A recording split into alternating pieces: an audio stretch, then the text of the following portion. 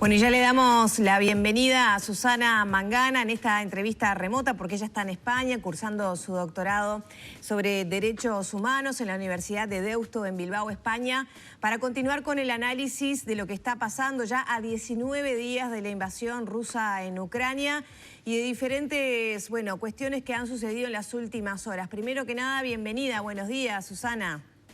¿Qué tal? Muy buenos días, Lorena, Magdalena y toda la audiencia de vuestro programa. Gracias por este nuevo contacto. Para ti buen mediodía sería, ¿no? Ya primeras horas de la Sí, ya tarde. estamos, exacto, ya es próximo a la hora de almuerzo, pero bueno, yo continúo teniendo horarios un poquito desajustados, así que suelo almorzar bastante más tarde, como a las 3 de la tarde de aquí.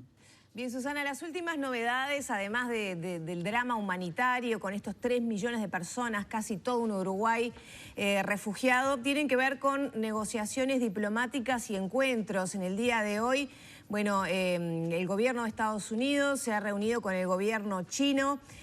Por otra parte, varios líderes de Europa se reúnen en Kiev también con el presidente ucraniano para darle su apoyo. ¿Cómo podrías vos caracterizar el momento actual en cuanto a negociaciones y a ver si se ve una luz al final del camino en esta situación? Bien, aquí como siempre se impone ser honesta con vosotras, amigas, y realmente trasladar a la ciudadanía en Uruguay que nos ve cómo se está viviendo esto desde Europa. Y ciertamente, si bien todavía no hay presencia militar en Ucrania, todavía no se habla de Tercera Guerra Mundial ya como iniciada o como involucrándose los ejércitos de los países europeos, digamos, a nivel político, a nivel de pasillos, a nivel de aquellos que analizamos, como tú dices, las idas y vueltas diplomáticas, entendemos que estamos en un momento crucial y que realmente yo nunca pensé como profesora que tendría que este año iniciar curso académico, que tendría que enfrentarme a una clase diciendo algo está cambiando a nivel del orden mundial. Esta vez sí que tenemos yo creo que una sacudida muy fuerte porque vemos una respuesta consensuada del bloque europeo, justo también alineado obviamente con Estados Unidos, no sin que ello signifique que hay una posición unánime. A ver, para ir por parte, en Europa hoy estamos viviendo con mucho pesar la tristeza de este pueblo ucraniano, que son ya 3 millones de personas. Algunos ya han llegado hasta España, han llegado a distintas comunidades autónomas, donde yo me encuentro en el País Vasco. Hemos recibido, yo personalmente he estado también con refugiados que han llegado de la guerra. El idioma es una barrera, pero evidentemente cuando hay ganas de dar un abrazo, cuando hay ganas de tender la mano, se puede hacer y eso lo entiende cualquier persona, necesitada sobre todo.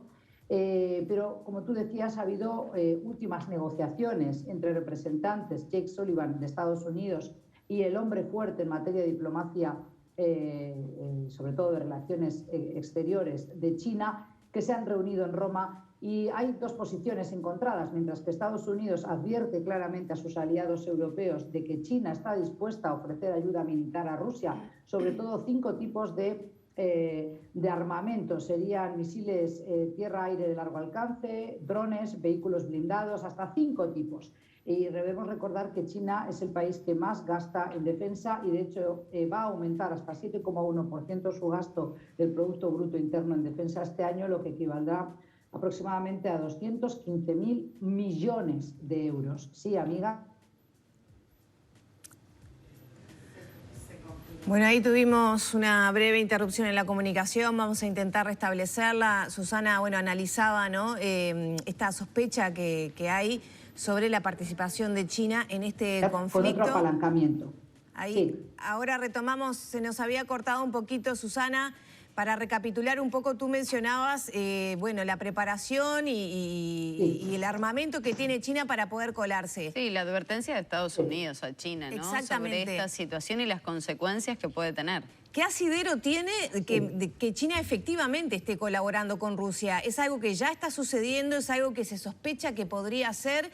Y en definitiva, ¿cuáles son los hilos de eso, no?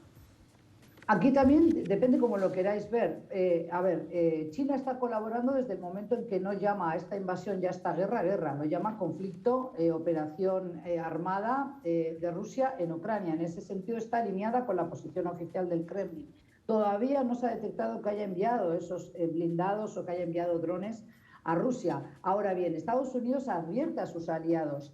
Puede ser un farol, puede ser marcarse un tanto, una guerra sucia de desinformación, pero realmente tenemos que recordar que Rusia bombardeó una base, un arsenal ucraniano a 25 kilómetros de la frontera con Polonia, y hoy están reunidos presidentes o representantes de gobiernos de países de Europa del Este con Zelensky, porque realmente entienden que estamos en un clima no ya prebélico, sino que realmente hay riesgo real de que Rusia pueda atacar a algún otro país, puede ser por ejemplo, Polonia, muy cercana y uno de los países que ha albergado mayor cantidad de refugiados ucranianos. Con lo cual, ¿qué asidero tiene esta afirmación? Yo quiero creer que si bien Estados Unidos no es inocente en esta invasión a Ucrania y evidentemente ha tenido mucho que ver con la expansión de los tentáculos de la OTAN hacia Europa del Este y por tanto hacia territorio postsoviético, que es lo que realmente alarma y preocupa a Putin, podemos entender eso, pero de ninguna manera, y sigo insistiendo en este punto, eso justifica una guerra atroz como estamos viendo contra la población ucraniana, y no podemos decir que están desmilitarizando, están desnazificando, porque todo eso forma parte de la artillería pesada de propaganda mediática que está diseminando el Kremlin y que también sabemos que aleja a muchos rusos de la posición de Putin, tanto dentro del país, lo demostraba una reportera ayer, una trabajadora, una empleada de un canal estatal, que osó salir muy valientemente con esa pancarta y que hoy está enfrentando serias condenas en su país, pero también la cantidad de rusos que han huido por Finlandia o que han preferido quedarse en el exterior y no volver a su país como una forma de manifestar su rechazo a la política del Kremlin. Ahora, Susana, con este panorama, ¿no?, de ese bombardeo en la frontera prácticamente con Polonia, la posibilidad de invasión a otros países vecinos a Ucrania, ¿qué posición a nivel mundial o militar se puede empezar a adoptar o se entiende que podría empezar a adoptar los países cercanos europeos, sobre todo? Magdalena, ayer, bueno, como te imaginarás, estoy siguiendo esto no solo por obligación profesional, porque soy profesora y también analista en varios medios, con lo cual debo estar informada, pero también como ciudadana europea me preocupa mucho el momento de la historia en el que estamos. Como digo, nunca pensé que tendría que decirle a mis hijos, por favor, presten la debida atención a lo que está ocurriendo ahora, porque estamos diseñando una nueva arquitectura del multilateralismo. Y como tú dices, ¿qué puede hacer la Unión Europea o cuál va a ser la reacción de otras potencias? Y ahí tenemos anoche el discurso, o más que el discurso, la entrevista que cedió a un canal, La Sexta, aquí en España, el presidente Sánchez, donde admitió que los países europeos están reconfigurando su política de defensa y su política exterior, que hasta ahora ha sido evidentemente un flanco débil. ¿Por qué? Porque la Unión Europea nació justamente con otro nombre, evidentemente, no quiero remontarme a la historia porque los minutos son escasos, pero es importante recordar que la Unión Europea, una de sus primeras colaboraciones era con el objetivo de evitar este tipo de guerras en territorio europeo. Y hoy estamos enfrentándonos a esta situación donde Rusia entiende que tiene derecho a diseñar el futuro de países como Ucrania o limitar o cercenar las posibilidades de acercamiento a la Unión Europea de otros como Kazajistán o el propio Bielorrusia. Si no estuviera Lukashenko allí como presidente, otro gallo cantaría para la propia Bielorrusia. Habría que ver qué posición tendría en esta invasión. Entonces, por ahora lo que sabemos es que los países europeos van a aumentar su gasto militar. Fíjate qué triste, habían ido decayendo, habían ido abandonando el militarismo porque entendían que había un momentum de paz y ahora se vuelve a apostar a aumentar lo que es la industria del armamento, y esto genera pingües beneficios para países como la propia Rusia, pero también Estados Unidos, y por supuesto que también habrá que ver cómo van desligando los precios, por ejemplo, de los energéticos, de la electricidad, que es algo que estableció muy claramente Pedro Sánchez anoche, de lo que es la dependencia del gas ruso. Si bien España importa su gas preferentemente de Argelia, no es la realidad para Alemania, que Alemania ha roto así su tradicional política exterior desde la Guerra Fría, desde la Segunda Guerra Mundial hasta ahora, de no enviar armas a un país en conflicto, y sin embargo ahora tanto Suecia, que tiene fama a nivel mundial de ser un país bastante neutral, ha abandonado esa neutralidad, y tanto Finlandia, que considera ahora entrar sí a la OTAN, a la Alianza Atlántica, ven con preocupación estos pasos que ha dado Putin en Ucrania. Y lamentablemente, como europea, lamento mucho la situación de los refugiados, de cualquier refugiado. Vosotras dos sabéis muy bien, porque me habéis entrevistado N cantidad de veces en el pasado, también de los sirios, de los afganos. Yo tengo contacto estrechísimo aquí con refugiados afganos en País Vasco, también de Siria, por supuesto, pero no dejo de lamentar la situación de estas personas que tienen una vida pacífica, una vida apacible, con sus más y sus menos, estos ciudadanos ucranianos, y que hoy tienen que salir con una bolsita de nylon, que tienen que cruzar un puente como pueden y marcharse de Mariupol, de Kharkiv, de Irpin, para irse a la frontera con Rumania o con, por ejemplo, Polonia. Es muy, muy triste y lamentablemente es lo que nos toca ver. Día 20 de la guerra que no cesa. Sí, Susana, se ve con ojos buenos, ¿no?, de los países que reciben a estos 3 millones de ucranianos refugiados, pero también es un desafío para esos países de qué hacer con todas estas personas, este aluvión de personas que llegan y que no hay infraestructura para recibirlos, para alimentarlos, para cuidarlos, para que, bueno, puedan Lorena, de a poquito... ¿Cuál es la situación que se advierte? Porque también eso genera bolsones de gente y lo has señalado tú en otros conflictos, en otros países, las situaciones que se terminan dando, ¿no?, en esos campamentos que quedan ahí guetizados por años a veces.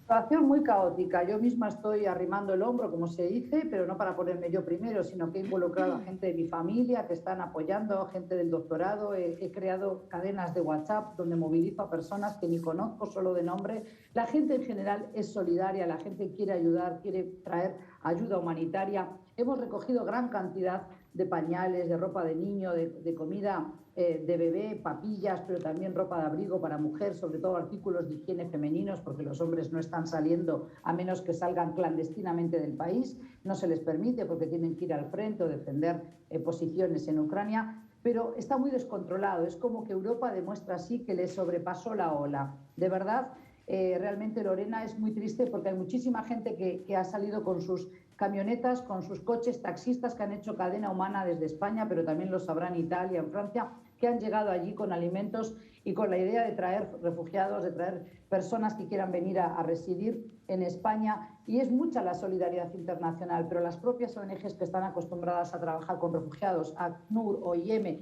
Cáritas o, por ejemplo, Cruz Roja Internacional, están sumamente desbordados.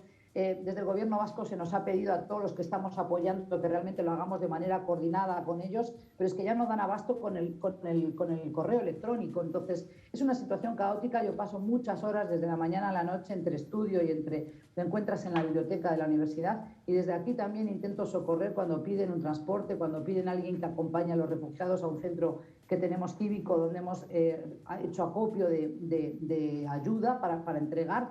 Entonces, hay una cadena. Hoy, esta mañana, a las 8 de la mañana aquí de España, calcula que era a las 4 de la madrugada de Uruguay, llegó el tráiler que habíamos fletado la semana pasada a Polonia. Pude ver las fotos cuando estaban desembarcando esa ayuda. Lo hice circular en los grupos de WhatsApp de todos los que estuvimos involucrados en ese esfuerzo mancomunado de gente vecina, solidaria. Una alegría, ¿no?, que nos da enorme, pero nos tiene que hacer reflexionar. ¿Por qué hemos llegado a este estado de situación en el siglo XXI? Y sin ningún tapujo digo, amigas, el mundo está enfermo. No puede ser que cuando hay controversias y cuando hay diferencias entre países resuelvan esto con misilazos, con cañones, con tanques blindados, con el sufrimiento de personas. Ayer murió la mujer embarazada y su bebito, que habían sido objeto de ese ataque indiscriminado a la maternidad de Mariupol. No puede ser que el Kremlin siga repitiendo que eso es desinformación, que era una actriz disfrazada.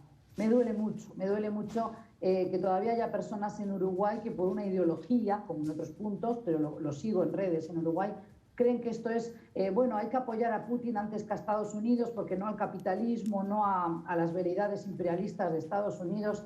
Esto es lo que nos hace mucho mal. Tenemos que rescatar el diálogo, la arquitectura multilateral, Naciones Unidas con todas sus falencias. No puede ser que un país decida el futuro de otro que es soberano e independiente. Es como si Argentina mañana se enojase con Uruguay y decidiera que va a entrar con tanques y va a bombardear edificios civiles en Uruguay porque no le gustó una decisión que tomó libremente un país soberano e independiente, por más chico que sea. Esto es lo que hay que poner sobre la mesa y dejarse de firuletes y de exquisiteces semánticas, amigas. Aquí hay una guerra y la está pagando el pueblo ucraniano, y después, el día de mañana, sí, que esperemos sea muy pronto, tenemos que sentarnos y reflexionar sobre qué ha ocurrido aquí, cómo podemos blindarnos. Y lamentablemente la respuesta está siendo abonar el militarismo, el intervencionismo a través de las armas, y eso no es lo que queríamos como educadores, como madre de 4 hijos.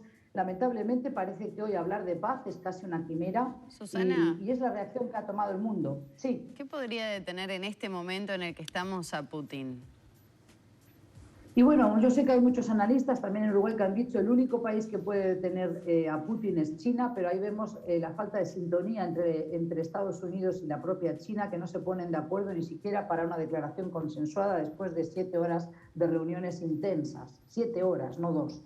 Entonces, yo creo que realmente Putin tiene una situación, es una ratonera en la que se ha metido, porque ahora con su orgullo y con su patriotismo elevado a la enésima potencia, no va a retirarse y reconocer una derrota. Por otro lado, Ucrania no está dispuesta a arredrarse, no está dispuesta a entregar la tierra. Yo hablo con los refugiados y están muy, muy enfadados por los ataques a edificios de civiles, a hospitales psiquiátricos, a escuelas, en otras ciudades. Entonces dicen que van a luchar con todas sus consecuencias. Y dejadme deciros algo que me duele mucho, es mirar a los ojos a esos niños pequeños de la edad de mis hijos o de la edad del hijo de Lorena, que lo conozco, poco, pero lo conozco, y que esos niños y esas madres se vayan de noche a un edificio, a una habitación que les hemos conseguido con familias vascas, y que tengan que pensar cuándo volveré a mi patria, pero sobre todo podré volver a mi padre, podré volver a verlo y abrazarlo, o jamás volveré a ver a mi tío, a mi padre, a las personas que han venido, ¿verdad?, en familia.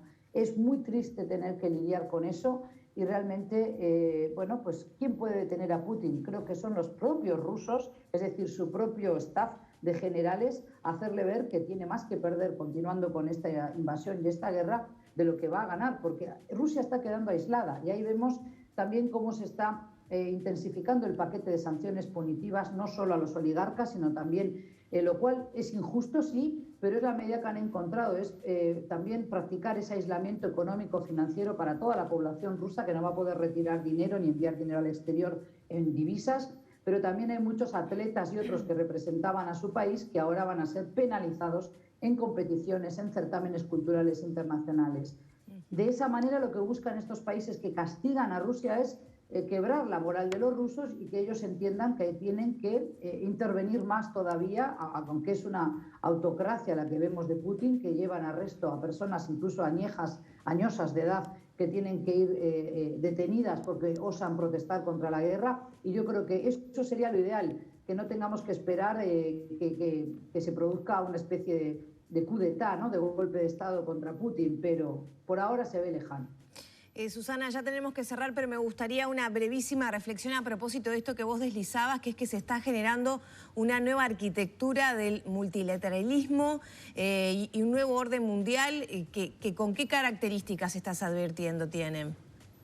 Bueno, primero que nada, los países europeos se han dado cuenta que estaban como abotargados, le llamo yo, como aletargados, porque entendían que habían vivido años de bonanza, de diplomacia y de paz, y que les había permitido ir reduciendo su gasto, su porcentaje del Producto Bruto Interno destinado a defensa. Si bien esto siempre fue algo que criticaron presidentes como Trump o el propio Obama antes de Trump, ahora se ve una necesidad real de volver a rearmarse con ese paso adelante que ha dado Alemania, pero países como también Suecia o la propia Finlandia.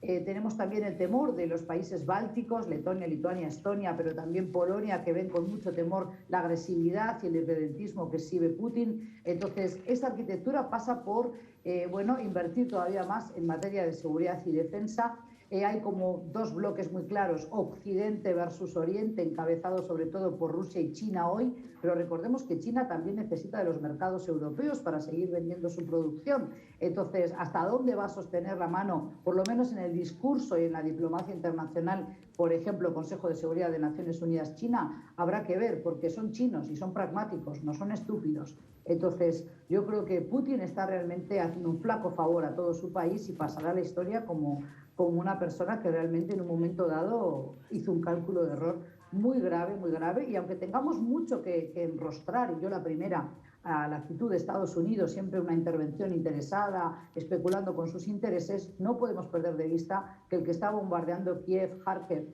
Mariupol y otras ciudades hoy como Irpin y otras en Ucrania, incluso a 25 kilómetros, 25, no 35, 25 de la frontera con Polonia, es Rusia. Susana, ¿hay alguna forma de, recién mencionabas la posibilidad de un golpe de Estado que es prácticamente imposible a Putin, pero que se siga viendo acorralado por estas medidas económicas restrictivas que están surgiendo a nivel internacional, ¿eso podría moderar un poco estos ataques, una retirada de Ucrania a medida que se empieza a quedar sin recursos? Se le ha cortado comunicaciones, redes sociales, trancado bancos. ¿Eso podría ser algo que pudiera tener una consecuencia favorable a este conflicto? Se entiende que en el largo plazo ese era el objetivo que buscaban los países que Europa, que ha intentado junto con Estados Unidos esa sanción punitiva. Vamos a poner todo en claro, ¿no? Estados Unidos dice no voy a importar gas ruso, bueno, y petróleo ruso, solo importaba 3%. Alemania se lleva la parte fea y otros países de la Unión Europea en ese sentido, no Estados Unidos, perdón. Ahora, también hay que tener en cuenta que es por algo que Rusia se lleva combatientes sirios y chechenos, que son musulmanes también, a la guerra en Ucrania. Yo creo que ver esos cadáveres o perder a sus hijos las madres rusas no es algo que estén muy dispuestas a ello en esta guerra contra un país hermano como siempre ha sido Ucrania. No es solamente un país eslavo, sino casi un país hermano, Ucrania vecina de Rusia, sí, pero tenemos que entender que esta resistencia, esto que hacen los ciudadanos ucranianos, que lo habréis visto, de ponerse a tocar un piano antes de abandonar su casa, de ir a la plaza del Maidán en Kiev y ponerse a tocar música y cantar, no es para cualquiera, amigas. Yo quisiera ver qué haríamos aquí en España, donde estamos tan divididos, tan enfrentados entre comunidades autónomas, si realmente tendríamos la valentía, el coraje o, si se quiere, la osadía de salir a cantar y tocar un saxo mientras están lloviendo bombas y están bombardeando edificios cerca de donde estamos cantando. Entonces, no es un pueblo al que vamos a amedrentar fácilmente el ucraniano. El golpe de Estado, esto ha ocurrido antes en otras ocasiones. Recuerdo a Mossadegh, por ejemplo, de Irán. Es una táctica muy empleada tanto por el Reino Unido como por Estados Unidos, pero lleva tiempo convencer, sobornar a generales que se den la vuelta en contra de Putin, porque hoy por hoy estos oligarcas y estos generales, tanto del ámbito empresarial financiero como de los militares que tienen sus privilegios bien establecidos con Putin, no es fácil que se le den la vuelta, ¿verdad? Ahora, es una opción que están manejando algunos analistas, estrategas de lo militar aquí también en España, porque entienden que es por donde vendría una supuesta rebelión en contra de Putin. Bien, Susana, muchísimas gracias por estos minutos. Estamos en contacto siguiendo el avance de esta situación entonces.